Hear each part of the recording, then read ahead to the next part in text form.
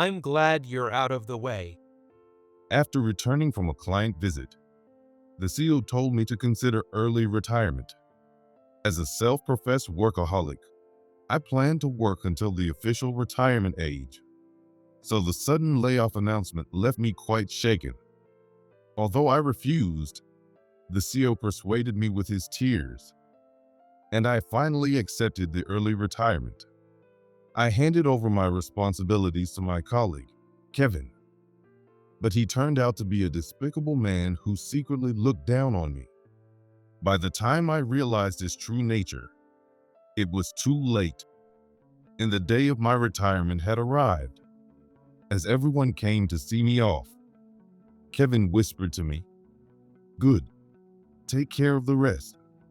Showing his true colors, Kevin insulted me by saying I was in the way, boasting that he would grow the company even without me.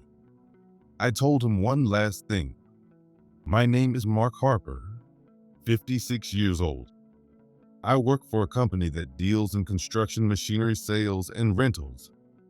I'm recognized as a workaholic, having hustled as a salesman since my youth.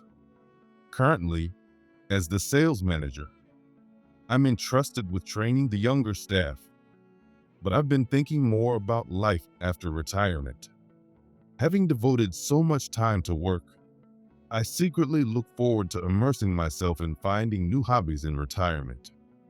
But at this time, I had no idea that the company was under a certain threat. I'll take my leave then. I left the office after parting ways with Jones Company's representative, with whom our company has had a long-standing close relationship. I had come today intending for a routine meeting, but the representative told me something unbelievable, and I was greatly disturbed inside. It's been a recession for a while now. I never imagined hearing such a thing. Muttering to myself, I walked home. Upon returning to the office, I was immediately instructed to come to the CEO's office. Wondering, I knocked on the door of the CEO's office. "Excuse me, William, do you need something?" The CEO inside had a notably somber expression. Seeing his face, I instantly realized this was not going to be good news. Mark, you've been working here for a long time, haven't you? Yes, that's right. You are a workaholic, staying late since your younger days. William started reminiscing instead of getting straight to the point. Do you remember bringing a sleeping bag because you stayed so late? Oh, that was youthful folly. Now, I'm careful not to work overtime for the sake of my health. We reminisced about tough times, enjoyable moments, and successful big projects. However, he hadn't called me just to reminisce about the old days. I've known him since our youth and understand his character quite well. He's a bit timid, but not someone to waste time. I decided to broach the main topic myself. "William, did you call me here for another reason?" Well, yes. The CEO's expression darkened suddenly after reminiscing. Then he cleared his throat and looked me in the eyes. I hate to say this, but I need to ask you to consider early retirement. What? I had sensed it wasn't good news, but hadn't imagined it would be a layoff. Why is that? You know as well as I do, our workforce is aging. We've had no new graduates for the last 2 years. Apparently, the company was encouraging early retirement for employees of a certain age to rejuvenate the organization. Now that I think about it, a senior colleague from another department had suddenly left some time ago. I never thought he would quit, so he must have been encouraged to retire by the CEO. We'll provide a proper severance package. I hate to ask this, but will you accept the offer? William, I'd prefer to work until the official retirement age if possible. I spoke honestly. I know you've been a big help to our company all this time. but we can't grow if we don't bring in younger employees. Even though we're already short-staffed, I'm still useful. Didn't you just say your eyesight and physical strength are declining? If you suddenly fell ill and had to take leave, it would put us in a tough spot. I was at a loss for words at his remarks. During a casual conversation, I had mentioned to him that my eyesight was worsening and that climbing stairs was becoming difficult. Indeed, health checks have become scary since I hit my 50s. No major illnesses have been found yet. But if I suddenly collapsed, it would be a burden to the company. Can't you pass on your knowledge to the younger employees and consider retiring? I couldn't just nod and agree easily. However, after more than an hour of discussion, the CEO pleaded with tears, and I finally accepted early retirement. Then he showed a relieved expression with tears in his eyes. I'm sorry, Mark. I owe you a lot, William. Even though I said that, my feelings were mixed. But I decided to focus on doing the things I wanted to do after retirement while I still had the energy. Well, I'll take my leave then. I need to start handing over tasks to my colleagues before my retirement date. Thank you. I'm counting on you. With that, I left the CEO's office. It might have been the shock of being suddenly fired, but I realized I hadn't reported on my meeting with Jones Company's representative. But I had already left, and I didn't feel like reporting because of the shock. That's why I'm going to retire at the end of this month, i.e., having accepted early retirement, informed my team member, Kevin. Kevin, 38, is a salesman in our department. He might have a somewhat frivolous personality, but he uses his agility to secure contracts better than his peers. Are you really quitting, Mark? When I told him about my retiring, Kevin was obviously surprised. It's understandable for him to be shocked when his boss suddenly says he's quitting. Yeah, due to some circumstances. That's a shame. Kevin looked downcast, but he quickly lifted his face and stood tall. But even if you leave, you'll always be a great senior to me. It's nice of you to say that. Let's start the handover process then. Yes. I tried to pass on the experience and knowledge I had accumulated to Kevin. While creating a manual, I taught him the job details.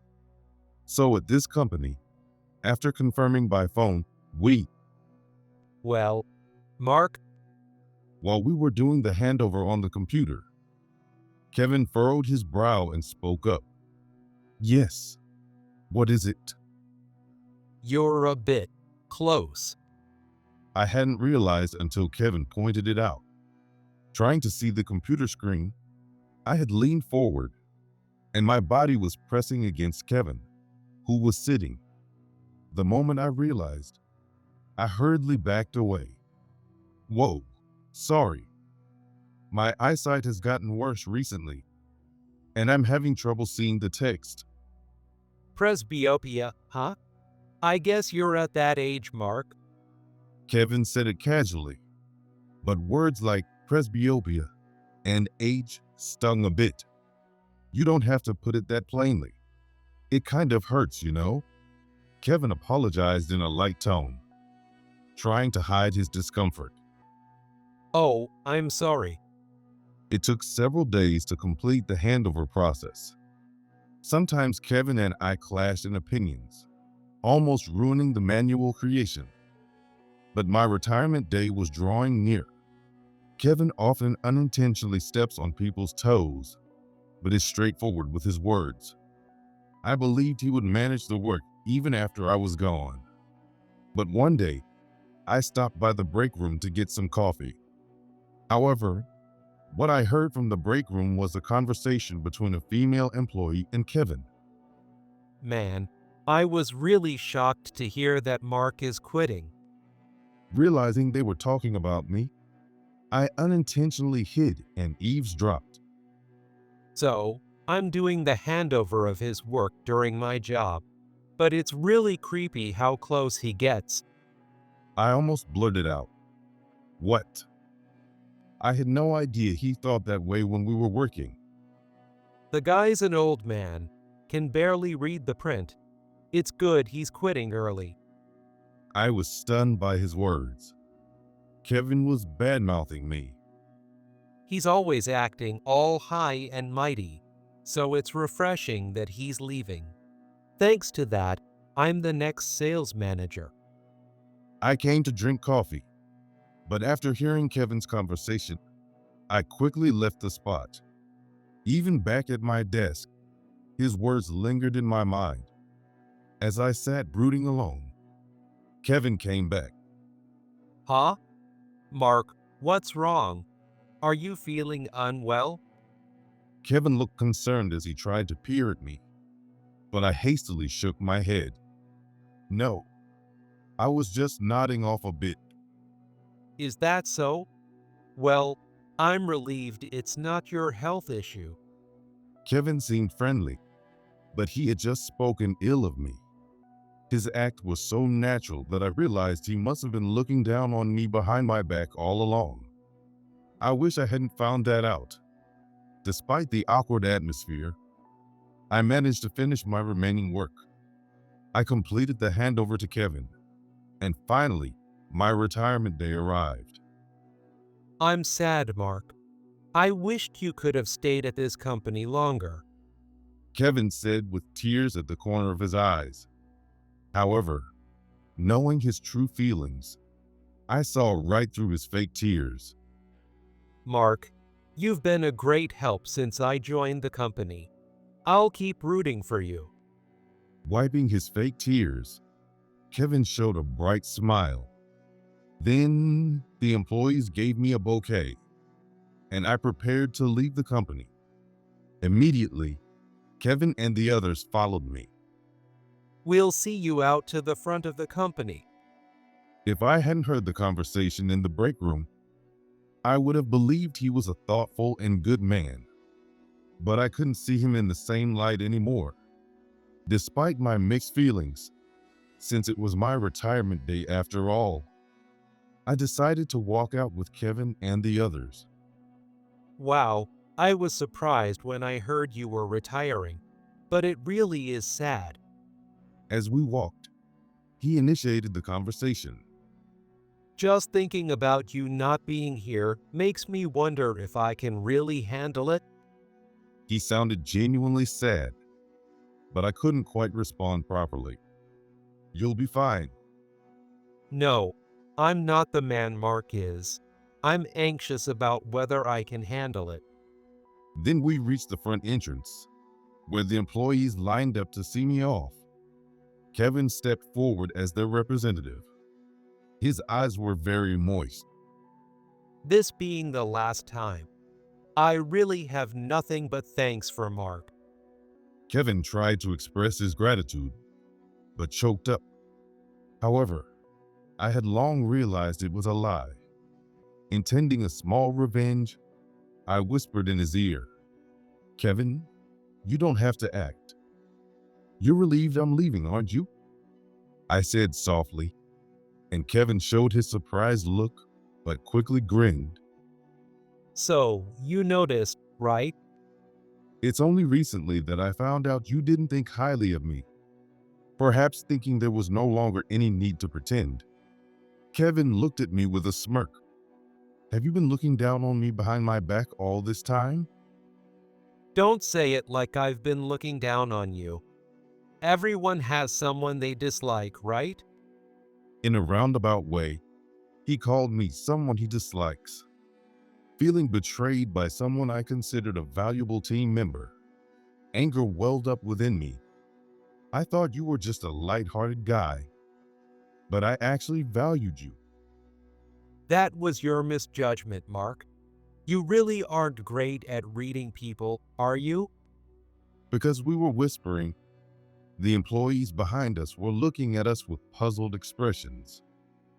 Well, I did owe you for some things, Mark, but With that, he winked at me. I'm thankful you're out of the way. I never wanted to discover that my own younger colleague looked down on me. But here, Kevin himself revealed his true colors. It's a harsh reality, but I have to accept it. So could you leave quickly? I'm the sales manager starting today, and I'm busy. He waved his hand dismissively as if to hurry me along. Rest assured, I'll fulfill the duties. Mark, please enjoy the rest of your life leisurely. Life isn't that sweet, Kevin. Better than you, who can barely see the computer screen anymore, right? Continuing this conversation seemed likely to push my stress levels over the edge. Would I really be defeated in my final moments here and just leave the company this way? Whatever troubles arise, we'll overcome them with our capabilities, so don't worry. Kevin gestured to the employees behind him and puffed out his chest. That's when I remembered what the representative from Jones' company had told me. Are you really sure you can manage without me? Yes, I'll use what Mark taught me to further boost our company. Kevin said. Right, everyone? Trying to get agreement from the other employees. They, oblivious to everything, gave me a thumbs up saying, "Leave it to us. Then there's no need for me to help you out, no matter what happens." Yes, At his response, I smiled slyly. Good. Then I'll leave it all to you. yes. Satisfied with Kevin's assertive response, I nodded. Before leaving the company, I had one more thing to say to them. Watch out for Jones' company. They're going bankrupt soon. What? I bowed my head to Kevin and the others one last time and left the company. As I stepped outside and looked back, the employees were standing there, pale-faced. When I had visited Jones' company before, their representative told me he was changing jobs. And while he was at it, he secretly told me this. Jones' company and our company were founded around the same time. We had built a deep trust through transactions that were mutually beneficial. That also meant we were heavily dependent on each other. In fact, Jones' company had been struggling financially for years and was late on its promissory note payments. Things had gone too far, leading them into operational difficulties. The representative had found a new job before the bankruptcy. If our main partner goes bankrupt, our company might follow suit. Kevin and the others should know how crucial Jones' company is to us. That's why the bankruptcy should have raised an alarm for us as well. But Kevin had boasted that he could manage without me. What will happen next? Even I don't know.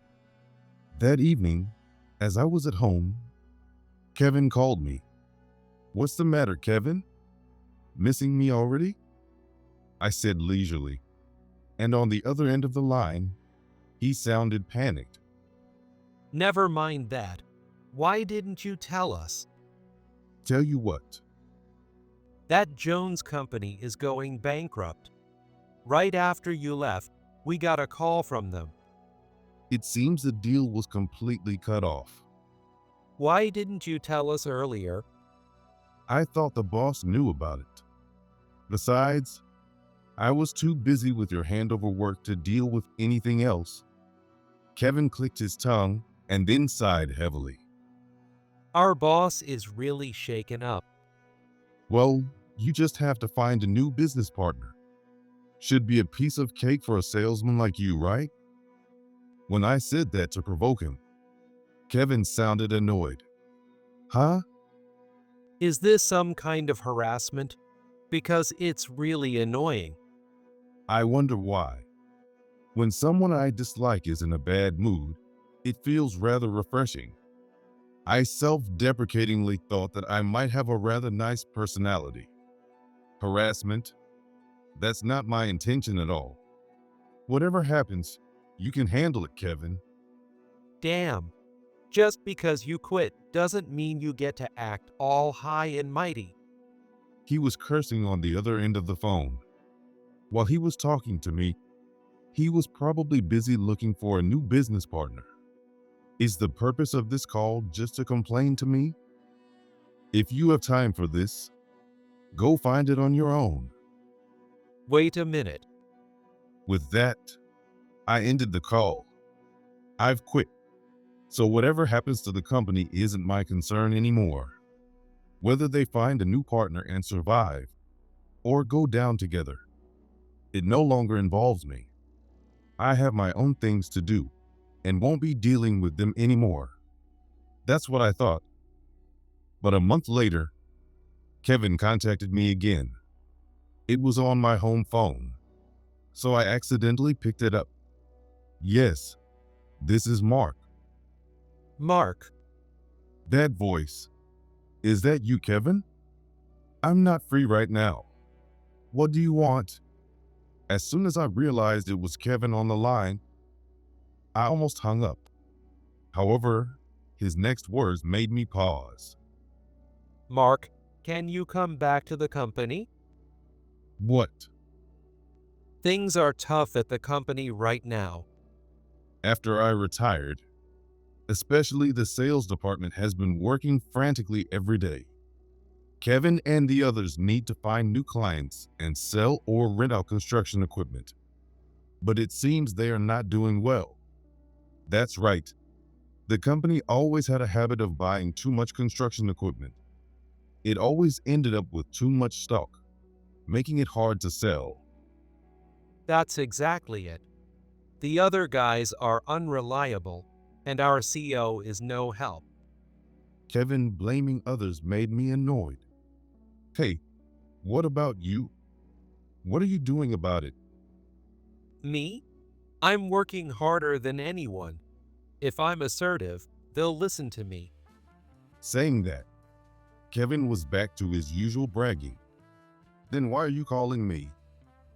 Like I said earlier, the guys in sales are useless and nobody is making any deals. That's why we need your help, Mark. What? I couldn't believe his words. When I was leaving the company, he had cursed me as a nuisance. And now, he was asking for my help. Come back to the company? You must be joking. You could easily land contracts, couldn't you? You were the sales manager after all. Despite looking down on me, he quickly turns to me when in trouble.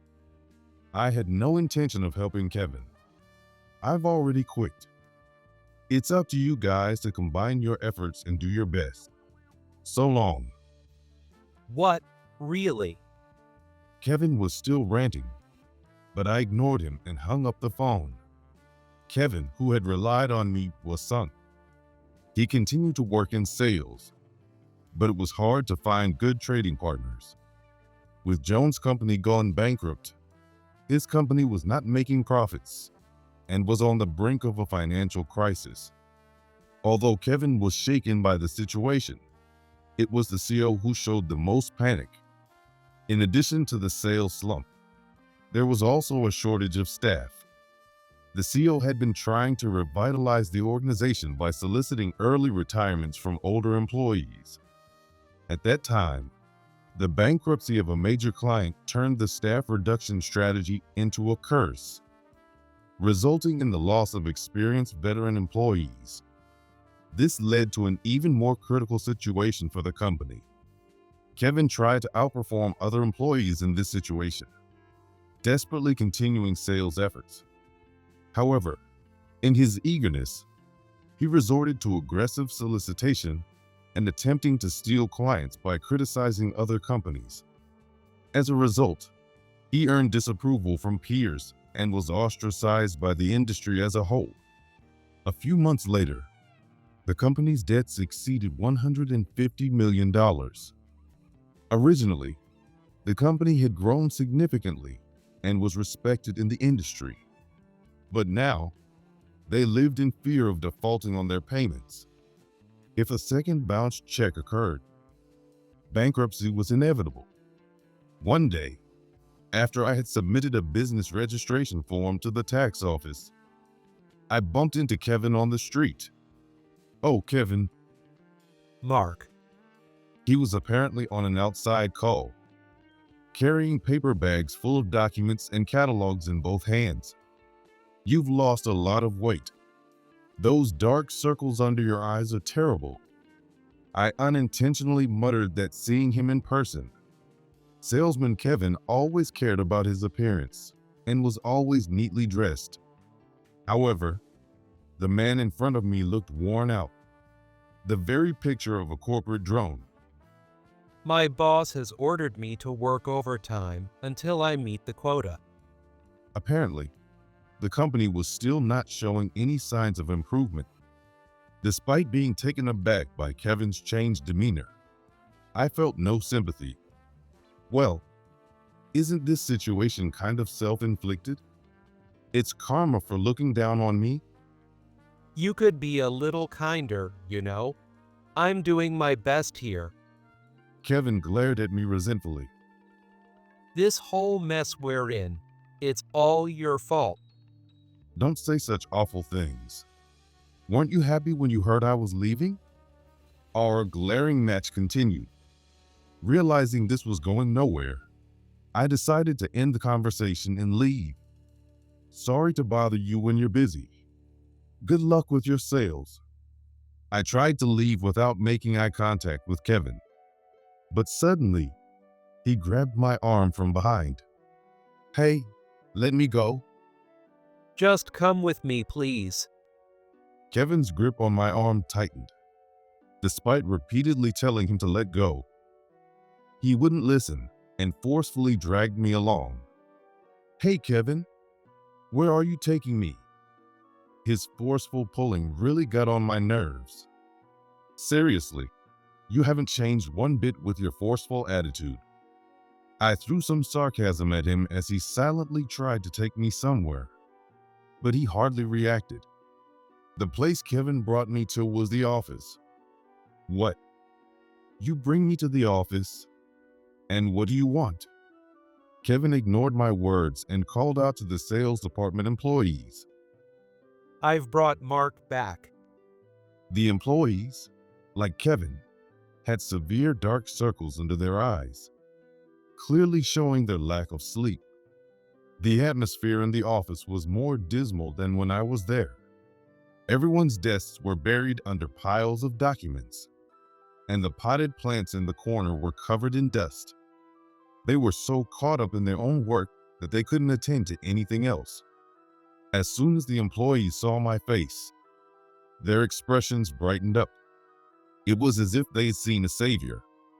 They all crowded around me. "We've been waiting for you, Mark. We can't get any work done without you." It seemed they all believed I had returned on my own and were overly relieved. But I was just forcibly brought here by Kevin. Wait a minute. I never said I was coming back to work. I stepped back from the circle of employees. "What? But Kevin said." One employee said, turning to look at Kevin. "Kevin, what did you say?" He looked uncomfortable. I may have told everyone that I would convince Mark to come back. No wonder they were all so happy to see me. He must have brought me here intending to depend on me, making a declaration in his own favor. I couldn't hold back my irritation at such a selfish man. Don't make decisions without listening to others. I never once thought I wanted to come back here. I might have been a bit harsh, but I thought it necessary to make my position clear. But look at this situation. Since Jones' company collapsed, our sales have not increased, and complaints from customers have risen. Kevin retorted, and the employees chorused in agreement with him. What kind of complaints? While I was here, we had handled complaints, but now they were getting twice as many. Mostly, it was about rental equipment being defective. or the appalling behavior of the staff during outside sales. Selling defective products? Of course, you're going to get complaints. But seriously, we need to reduce the stock. It's critical. Please, Mark, help us find a solution. I refuse. I'm going home. I've had enough of Kevin, who relies on others, and the employees who agree with him. They seem to be relying on others, but in reality, they just want to give up on their own work. I owed them no loyalty. Ignoring Kevin and the others who tried to stop me, I attempted to leave the office. At that moment, I ran into William, the CEO, in the corridor. Oh, Mark, you came because you knew we were in trouble. William approached me happily as soon as he saw me. That's not the case. I'm leaving now. Kevin chased after me into the corridor. William, please convince Mark. He's being very stubborn, and I'm struggling here. Not only Kevin, but now the CEO was trying to hold me back, pushing my frustration to its limit. If you come back, I'll cancel your resignation. I might even consider a raise if you return. What? So if Mark comes back, what happens to me? Will Mark be the sales manager again? That would be the case. If Mark decides right now, I'll even consider a higher position for him. What? That's unfair. As I remained silent, Kevin and William started arguing. They were both supposed to be persuading me to stay, but they were too caught up in their own issues to see the bigger picture. Most of these complaints are because of Kevin. I've received calls saying an employee named Kevin forcibly entered our office. I was just selling at the address you gave me. I didn't order you to make the clients uncomfortable. Don't embarrass me. Fed up with the noisy argument happening right in front of me, I was completely disgusted. I decided to leave without saying a word. As I opened the front door of the office, I ran into a group of unfamiliar people outside. Before I could say, "Excuse me," they asked, "Where's the CEO?" "The CEO is right there." I pointed behind me to William, and they rushed towards him. Yikes. Upon seeing the group that had come from outside, William stepped back and became extremely agitated. It seems he must have been quite reluctant to meet them, given how upset he got. Then the group confronted him, demanding, "You're overdue on the payment deadline. Pay back the money you borrowed immediately." Hearing this, I quickly realized they were creditors. It seems William, troubled by cash flow issues, had been borrowing money from everywhere. That's still. Surrounded by creditors, he fumbled for words and became flustered. "At least tell us when you will pay." They pressed him, causing him to shrink even more. Hey, Kevin, do something. Me? I can't say anything about this. Suddenly thrust into the spotlight, Kevin showed signs of panic. Faced with the fierce looks of the creditors, he couldn't respond and hid behind William. It was a pitiful sight. We will provide an explanation later, so please, could you leave for today? William begged in a subdued tone, trying to send the creditors away. However, perhaps because the payment was already delayed, they were not easily appeased and their anger peaked. It's abrupt to expect explanations now. If you saw our situation, you'd understand we're desperate to sell our products. Without fulfilling his duty to explain, William only offered excuses. Kevin behind him nodded in agreement, but such superficial words were unlikely to satisfy the creditors. As time went by, it became clear Seeing William stalling, I realized he was just trying to buy time until they left. William, stalling like this isn't good. Mark, quiet. He put his finger to his lips, signaling me to keep silent. Realizing the excuses were just a way to stall, the creditors raised their voices in protest even more. Kevin and William, overwhelmed by the situation, looked like they were about to cry. So, we will schedule a time for the explanation. Please leave for today. Please, Mark, help us out here. After witnessing their desperate faces, I left the office. Afterwards, I blocked their numbers to ensure they never contacted me again, severing all ties completely. The creditors strongly criticized William for not fulfilling his explanatory duties, accusing him of dishonesty. The company was isolated from peers and the industry due to its unstable response following Jones Company's bankruptcy. As the company's credibility plummeted, a second bounce check was issued, leading to a de facto bankruptcy. Employees struggled to find new jobs, stigmatized by the dishonor of having worked at such a company. Kevin managed to find another job, but being from a bankrupt company, he was treated like a harbinger of bad luck. Moreover, his notorious sales tactics from his previous job were discussed in reviews, and nobody trusted him. This led to even more isolation and backbiting at his new workplace. Despite having badmouthed me behind my back, he couldn't handle being spoken ill of himself and ended up taking unauthorized leave in shock. Kevin quit his new job after just 3 days and now lives off part-time jobs while frequenting the job center. Amidst this, he heard I had started my own business and called me. Can I work for you, even as a part-timer, Mark? Well, what should I do? When he called me, I was about to hang up immediately. But since I had heard from another employee that he couldn't fit in at his new job and had quit, I decided to listen to what he had to say.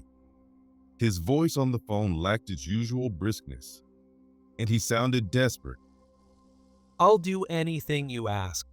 I promise to work hard, please. I responded to his plea immediately. No, you're a nuisance. I don't need you. Oh no. Kevin said the same thing to me before. I'm glad you're out of the way. Why would I hire someone like you? All I could hear from the phone was Kevin's breathing. He was probably searching for words to convince me. But I wasn't going to wait leisurely.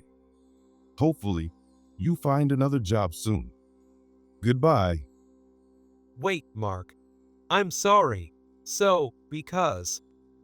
Before he could finish his sentence, I ended the call. I run a small cafe in an upscale neighborhood. Having worked nonstop until now, I had longed for a job where I could brew coffee in a relaxed atmosphere. Most of my customers are couples who have finished raising their kids and have time to spare, with 2 or 3 pairs visiting daily. As I listen to their stories and brew coffee, I savor these moments of modest happiness.